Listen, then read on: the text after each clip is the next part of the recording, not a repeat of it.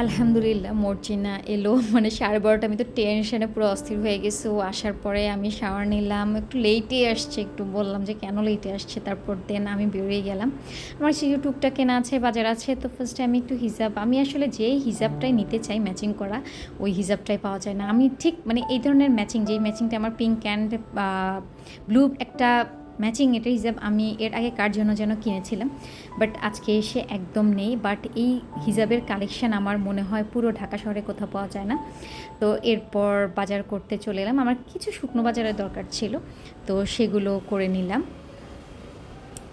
এরপর স্কুলের জন্য যাচ্ছি, আর নার্সারিগুলো দেখছিলাম, কিছু একটা টব খালি পড়ে আছে, সেটার জন্য গাছ দরকার।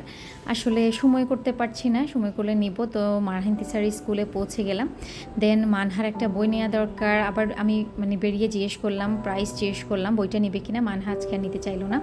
দেন গাড়িতে এসে মানে মানহা দেখলাম টিফিন খেলো না। আসলে বৃহস্পতিবার থেকে ওর জ্বর, শরীরটা বেশ ভালো মানে খারাপই। আজকে স্কুলে গেল, আজকে একটু শরীর ভালো আছে। তো মানহা টিফিন খাচ্ছে, তেমনি আমরা বাসায় পৌঁছে গেলাম। মর্জিনা আসছে আজকে, সবচেয়ে সেটা হলো হ্যাপির ব্যাপার। লাইফটা শুধু প্যারা আর প্যারা। এই তো আজকের মতো, আল্লাহ হাফেজ।